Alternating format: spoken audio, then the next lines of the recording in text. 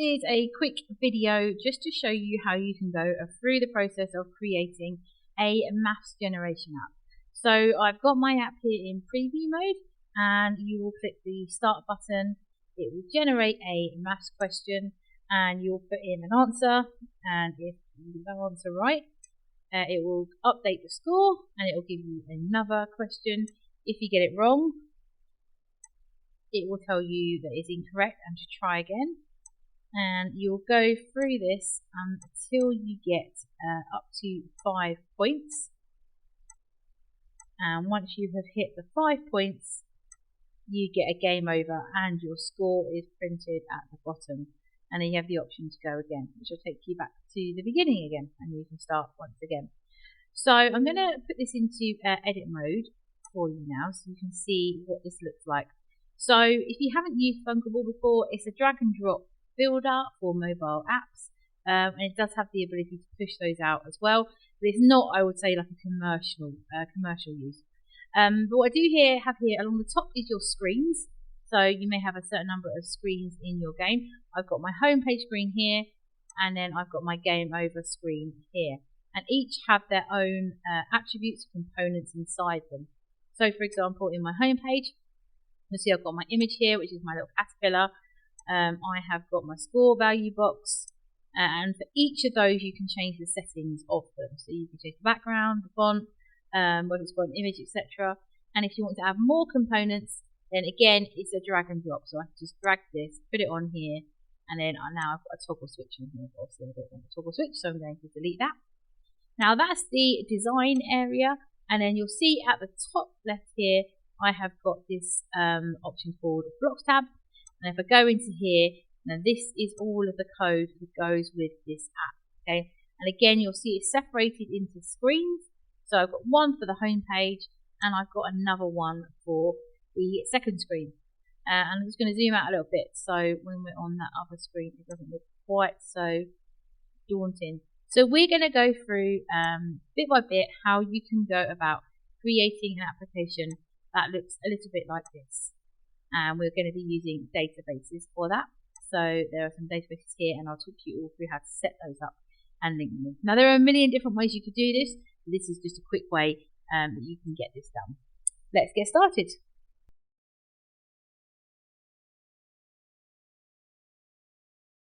So when you first create a Thunkable account, you'll have a demo project here, and you'll have some tutorials on how to get started. And I do recommend having a look at those. There's also a lot of information online, including now this video. So we're going to start by creating a new project, and we're going to create our own project, although you can start with a sample one if you want to. So I'm going to give this a name. So I'm going to call it Maths Quiz 2.0 because I've got one of these already. Organisation I don't have to worry about, but if you were in a team you could do that. Category on here, so mine's an educational game. You can correct it, it's for kids. Obviously you can select more than one on here. And then I'm going to keep mine to be public for now. And yes, I want to use the drag and drop builder. So click on create. And what we're going to end up in here is a blank canvas. Okay. So as I said to you before, you've got this little menu here which has got the designer, the database and assets, etc. as well as settings. All of your components will show up in here. We can add components on here, and on the right hand side is our properties, where we can do the settings for those individuals. So for example, on my screen now I've got a white screen. What I can do is I can change the background. I could do an image if I wanted to, but I'm just going to do a colour. So I'm just going to go for a light blue colour, like so, and that is now my background. Okay, so you've got a scrollable toggle here, so that means if you want to be able to scroll up and down on it. Visibility, obviously we want that to be on. You can have a status bar. Let's just see. I'm not done the status bar before, so I'm going to leave the status bar alone. So now we want to get started with adding some content. So we're going to recreate what I did earlier. So I'm going to start by adding a label, which is going to be at the top here, which is going to be where my score is. Okay, so I'm going to call this label score. And what's really important in here is because you're going to have lots of components, so make sure you click up here and change the name of the label. So I'm going to call this to LBL, which is like a shorthand, and then score. Okay, so it's a label for score.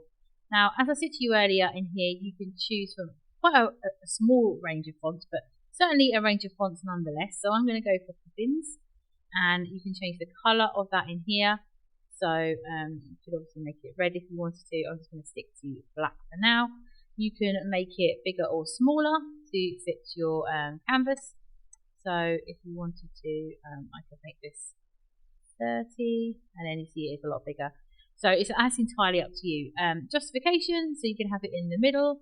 It ultimately goes to the left, so I'm going to keep mine to the left for now. And that is about it. So obviously you can have borders and shadows in there if you want to. So that's my first thing on there. Now I'm going to just drag this box to make it a little bit smaller.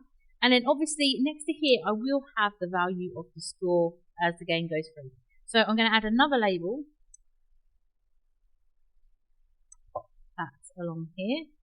Just make it a bit smaller. Same again. So on this one, similarly again, I'm going to name it nothing. So I don't want anything in here at the moment. So I just want it to update once the score goes in there. So it's going to be an empty string. But I do need to make sure I keep this updated. So I'm going to call this label. This time I'm going to call it score value. So we know that that's what the actual value is. You see it updates here as well. And this is where you can delete things as well. So I'm going to change the colour of this. I'm going to make it like a darkish colour. And I'm going to change the font to match this. It's still going to be Poppins. Okay. So as the score updates in the game, that's going to go in there. So now I want to add, recreate the start button at the bottom. So you'll see that there is a button option. So I'm going to drag a button onto here, like so. And I'm going to, again, change the text on here to be begin or start, as I had earlier. But let's go for start. Keep it the same. Start, and again with this, you just want to make sure that they are labelled. You've got multiple buttons on this screen. And I am going to go BTN underscore start quiz.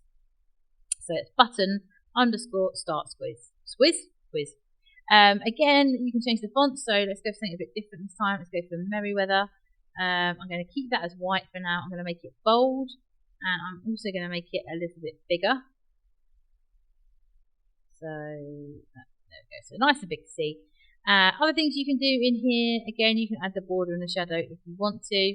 But I'm just going to keep this as is for now. So that is my start button. So I also need a submit button, so users can submit their answers. So I'm going to drag another button on here now. I'm going to make this one slightly smaller, but slightly wider. And I also want to make sure that it has got a submit on it. I'm going to make that all caps too. Remember, click in here and change the name of that. So you have just got something called button and submit. Then I'm going to change the font on here. Again, I'm going to stick to Merryweather. And I'm going to keep the text colour as that, make it bold, and I'm going to also make it a bit bigger. But this time, I want to change this background because I don't want it to clash too much. So let's go for a nice red colour. Click for that. Super duper. Okay, we're getting there. So next thing I want to do is to add the box for them to put their answer in. So this is a text input. So I'm going to drag the text input box in here. So essential. So again, I'm going to change the title at the top to be TXT and then input answer or input answer. Okay, and then you can put some. So hint is where it's a slightly grey colour. Text is where you've actually got a value in there. So I'm just going to leave it as type here for now, but you could add your answer. Depends on the age you're doing. Again, you've got a choice on the font. So leave it as default. Keyboard, leave it as a default. So if you've got someone entering an email address, a number or a phone pad, obviously for us it is a number, so we could put number, which will force them to do a number on there. You can change the size again. I'm just going to leave all of this as it should be, but obviously you can play with these if you want to. And then we need to add another label. So this label is going to be where our maths question appears during the game. So for this one, I'm just going to change this to be 3 question marks for now, because we don't know what the question's going to be. And then when they generate the question, these will be replaced by whatever the question is. Again, I'm going to call this label Maths Q. And again, I'm going to give it a font of, let's go for Poppins again. We like the old Poppins. Let's make that a bit bigger, so it's nice and big for them to see. And I also on this one want to change the background colour. So I'm going to make it a nice sea breeze colour, like so. And there we go. So that now is my answer question. The other thing I want to do on here actually is I want to make this in the middle, so they can see it come up here. And then the very last thing I want to do on here is add one more label, which is just going to tell them to answer their question. Add that there. And this one is going to say, answer the question below. And then I'm just going to call this label answer prompt. So it's just prompting them to answer it. And then again, you can choose from a font. Let's go back to our bobbins. And I'm going to leave everything else as it is for now. So this is our basic setup. And I can click on this web preview at the top here. And I can see what that is going to look like. So this is what it looks like. And at the moment, nothing happens when you start or submit. But we've got a basic layout there ready to go. So what we're going to do in part 2 is we're going to create the database of our maths questions.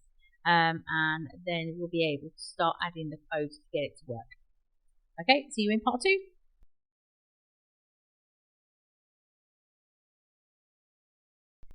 So in this section, we're going to create the database that is going to contain all of the questions and answers that could possibly be picked by our users to answer.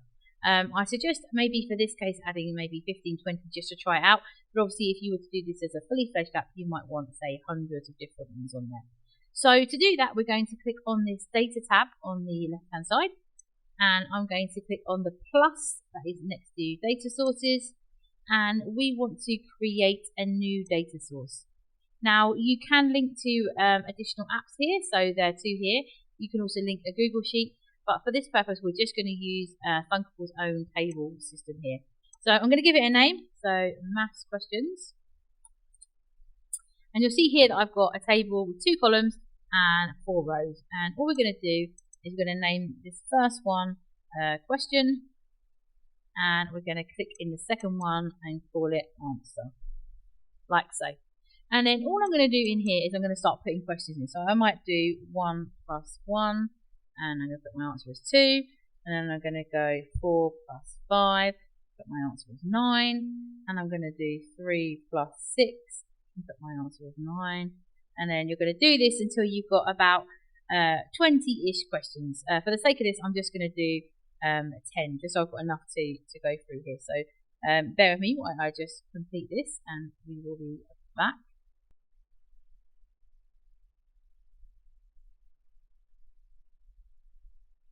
Okay, so you'll see here now that I have got 10 questions in here that can be chosen. And that's all we need to do. So I'm going to close out of that now. And now my maths question with the table is there to select. So back in designer mode, what we're going to do on the next bit is we're going to start adding the code that is going to generate these maths questions. Okay, so see you in the next video.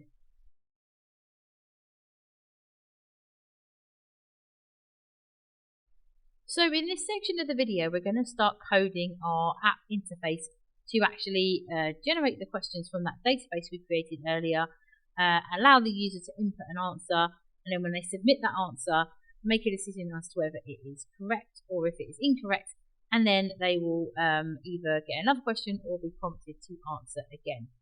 Now, we're going to be using these buttons as a trigger point here. So when the user clicks on start, that's going to start the game and will generate the 5 questions.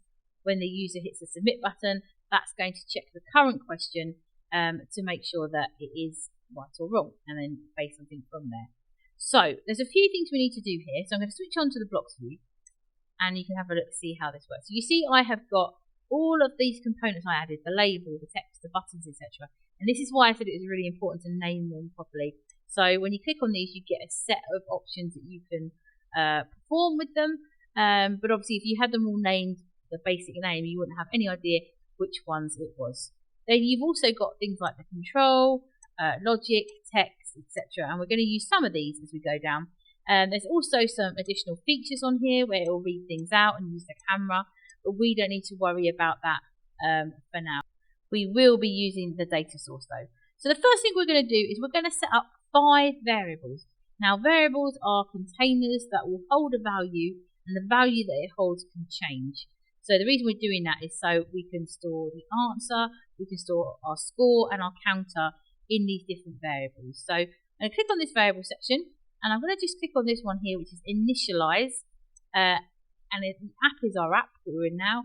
And I'm in the variable called name, which we're going to set to a particular value. So now we have our variable, and we need to make sure we give it a name. So to give it a name, we need to add a text field on the end here. So I'm going to go to the text section and just grab this empty string here. So this first variable I want to name is going to be the one that stores the random question from our database. So I'm going to call this one random Q, or random question. And now all I'm going to do is I'm going to right click on this block here. So right click and duplicate it. Now obviously I don't want to recreate the second variable again. I'm just going to click in here just to rename this again. So this one is going to store the value of the random answer. So when we randomly select one of the sums in our database, we want it to store what the question is and what the answer is. So we can use that to display the question to the user and also check the answer that they give. And we'll see how that works in a bit. Now I also want another variable that's going to store the user's answer. So this one I'm going to call user answer. And again, the reason I'm leaving these empty is because at the moment I don't need them to have anything. All they're going to do is they're going to change their values once that gets generated. So this will get replaced with the user's answer. This will get replaced with the random answer that it generates. And this one will be the random question that gets generated. And we now need 2 more variables for our app. So the next one is going to be called counter. And that is just going to keep count of how many questions have been answered or asked so far. So we want it to be 5. So I'm just going to delete this, and what I want to do is replace it with a numerical value. So I want this to be equal to 0 to start. The counter's going to go from 0 all the way up to 5. And then lastly, one more time, I want another variable that's going to keep track of the score. And this one again is going to start from 0 and count up to 5. So those are the 5 variables that we're going to use in this app. So the next thing we're going to do in the next video is just going to start building up our actual app functionality now, starting with when the user clicks start to generate their answers.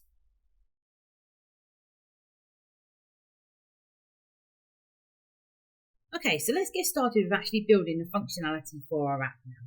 So what I want to do is I want to go down to my Start Quiz button here. And I want the action to trigger when we click that button. You'll see there's different options here. There's a long click, there's a touch down, a touch up. We're just going to go with a standard click. So when that button is clicked. So what do we want to happen when that button is clicked? Well, the first thing we want it to do is we want it to generate 5 questions for each time. So the first thing I'm going to do is go to this control section, and I'm going to grab a repeat block because we want this to repeat 5 times. It's going to snap it in there and just change this to 5. So whatever happens is going to happen 5 times. Now I want it to choose a random number between 1 and 10, which is how many questions I've got. So my random Q is going to be given a value that corresponds to the number. So I'm going to go here to my variable section, and I want the set one. So I'm going to change the value of my variable, and I want it to be a random number. So the random number will be generated in this math section, and you'll see there's a random integer. And all I'm going to do is just grab this, click it on the end here. I want it to set this random question to one of my questions, choose randomly between 1 and 10. Okay? And that's it. So then, once it's set that value, I need to update this box we've got on the front here, so this one here, with that value from the table. Okay? So this is where we start getting some information from our table. So what I'm going to do is I am going to go to my label, which is a maths cube. And I want to set the text to a particular value, and that's going to be whatever the sum is in our database, okay? So I don't need this bit here. I'm going to replace it with something from our database. So if I scroll down here to my data sources, and you'll see here, I've got this one called get value, and it's picked up our table, and we've only got one table, and it tells you whether you can choose the question or the answer, and we obviously want the question. So here we go.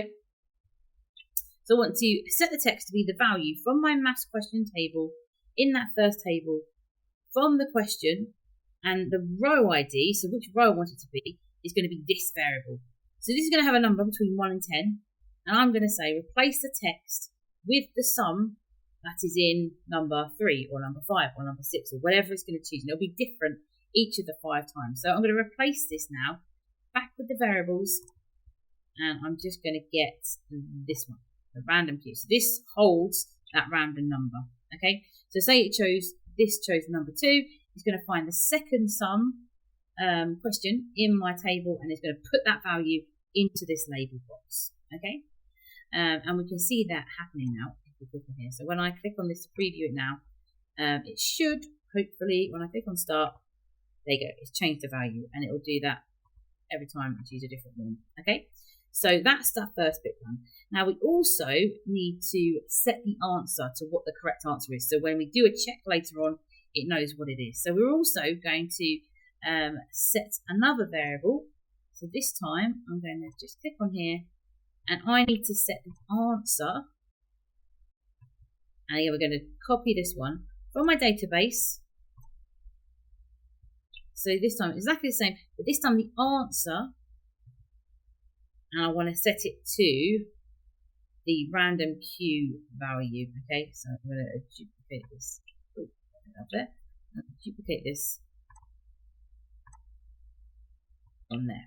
Okay, so that random number again, the random question, that number is going to match the row ID. So it's essentially doing, this one's just getting the question, and this is getting the answer. Okay, so the label will be updated with the question, and the answer will be stored in a variable so we can use it to check the user's answer later on. And the next thing we're going to do on our design is we are now going to do the code for this submit button, which is going to check the answer that the user enters.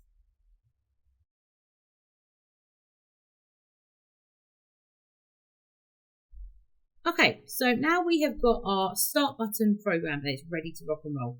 So next thing I want to do is program this submit button. So let's go back into the blocks menu, and exactly the same as last one. I'm just going to scroll down a little bit here so you can see a bit better. So scroll down, and then I'm going to go for the button submit this time. And exactly the same when we click it, so when the users enter their answer and they have clicked it, we need to do a check. Okay, so we need to say if it's the right answer, do something. If it's the wrong answer, do something else. Okay, so to do that, I go to this control section here, and you'll see here I've got various options, but I want this if else one, and I'm just going to drag this in here. Okay, so my check is going to be, is the text input answer equal to this answer that I've taken from the table? So does it match? Now to do that, I need to get a logical box in here. So this is my logical check. So I'm just going to drag this into here. Now to get the user's answer that they have entered, I need to go to the text input answer, because that's where they type the answer. And all I want to do is just get the text from it. So the text that's in there is going to go in here. And I want to say, is it equal to this answer? So again, I need to go to my variables section and just grab this one. So this is storing the correct answer, and it's going to check to see if it is. So if it is, I'm going to say that the answer prompts text is going to change to correct, for example. So I'm going to change this set option on here, and I'm going to say change this to correct. You got it right. So they get a visual answer that they know. The other thing I want to do is I don't want to clear the answer they give. So clear the box so they can enter in the next question. So back to my one here. I'm going to set the text on there to nothing. So this will clear out the user's answer. Now the other thing I want to do when they get it right is I want to increase the counter by 1 to say they've answered one question correct, and then increase the score by 1. Okay. So what we're going to do on here is we're going to go to our variables again, and I want to go to the change one this time. So I want to change, firstly, the counter by 1. And I'm going to duplicate this. So I'm going to right click in this box again, duplicate, and then I am going to change the score by 1. So when the user gets it right, it's going to say, yes, you got that correct. It's going to clear the text input, and it's going to change the score and the counter by 1. Now, the counter you won't see on the screen, but in the background is keeping track of it to check to make sure that we haven't got to more than 5. And we're going to build the function for that in a second. Let's have a look, see how it works now, shall we? So let's start a question, and let's go for 7, which we know is correct. So it says correct, and it's cleared this text box now. So we know that that isn't going to confuse the user, and they haven't got to type the backspace to get it out again. So it's nice and clear for them. So for the next stage, what we want it to do then is we want it to do a check, essentially. So we needed to check, have you now reached the 5 questions? If we have, then you've finished the game. If you haven't, then carry on and do this part of the quiz again. Okay? So how we do that is we're going to build a function. All right? So a function is a set of code that can be called at different points throughout a program and reused. It saves you having to write out code lots of times. So what I'm going to do, I'm going to go over here, and I'm going to go to this function center here, and I'm going to put it over here to the side. Okay. Now I'm going to call it choose a question, because that is what it's doing. It's doing that random check for us. And then we're going to do a if-else statement again, because we want to check first of all, have that counter reached 5. So let me go to my control section, grab that if-else block again, and connect it up. It's so easy to connect all of these up, which is great. So the thing we want to do is do a comparison again. So I'm going to go to my logic one, and this time I want a greater than or equal 1. So is my counter greater than or equal to 5 is what we're doing here. So to get the counter value, I need to go to the variables, and I need to choose the counter variable. I'm just going to drag this into here. Now, obviously, at the moment, this is set to less than, but I'm just going to click in here and change it to greater than or equal to. So is this equal to 5? So go to the math section, grab a number block. It will let me, come on, over there, and pop that in there, and just change that to 5. So if it is more than 5, then the game is over. So you could send it to another screen. So you could add a screen at the top here and send them to a game over message, which is what the example does. But for this demonstration, I'm just going to change the text on the label to be game over. So this answer prompt label, I'm going to set the text to game over. Game over. If it isn't, then we want it to do this bit all over again. Okay. And for the ease of this, all I'm going to do is right click on this and duplicate all of these, because it's doing the exact same thing again. It's going to select that random number. It's going to store that in the text, and it is going to store the answer for the user to check. Okay, so that is our function there. It's going to do a check, and we want it to do this once the user has got it right. Okay, so to add that in there, all I'm going to do is click back in the function again and just bring this block down. And all that does is run that chunk of code. And you can have as many functions as you like in here. Okay, so what we've done now is when the user has pushed the submit button, it does a check to make sure that they have not reached the 5 maximum, and it's going to clear the field ready for the next question. Now, if they've got it wrong, all we need to do on here is just change the text to say incorrect, try again, and then clear that enter box again. So we can again copy this bit of code here. So I'm going to right click, duplicate, and I'm going to change that prompt to be incorrect, try again. And then lastly, I'm going to change the answer to the answer box to blank. And that is all there is to it. Here is your code. You've got 5 variables, 1 function, and 2 action, so event triggers happening on clicks. So let's just try it out, see how it works. So I'm going to start the game, and I'm going to answer these questions. And I'm going to do one wrong just to show you that it does do the incorrect. And it is 6 on here, and 7, and 9. Now, one thing I have noticed is that the score isn't updating on here. So what I haven't done is I haven't updated the label for the score. So I'm going to do that really quickly now. But let me just finish those questions. So game over now. And I can't it doesn't update the question anymore. Just stuck on that same question. Now you could get it to clear this if you wanted to. Okay, so let's do that, shall we? So we need to add the score in, and then when they reach 5, we want it to clear this box as well. Okay, so let's go back to our editing again. Now to set the score, so I've changed the score, and we want to do the score value. And I'm going to set the text of the score value to my variable called score.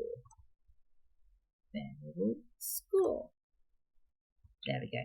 So that will show now. Now the second thing I said I wanted to do is when you're at the end, I want it to clear the text. Okay, so I want to go to the maths question, and I'm going to set the text to blank.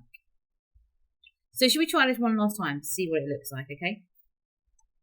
So hopefully now we'll have a score. So let's start our game. 1 plus 2 is 3, and we've got our score now. 3 plus 6, 9. Updating.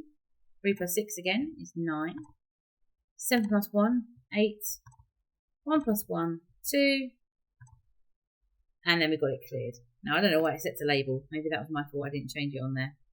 Yeah, it's the label on there. I'm going to set it back to the 3 question marks on there, and that will be all. Okay. So one more thing I'm going to show you in the next section is just to be how to add some images in, and it's really quite straightforward. So I will see you in a minute.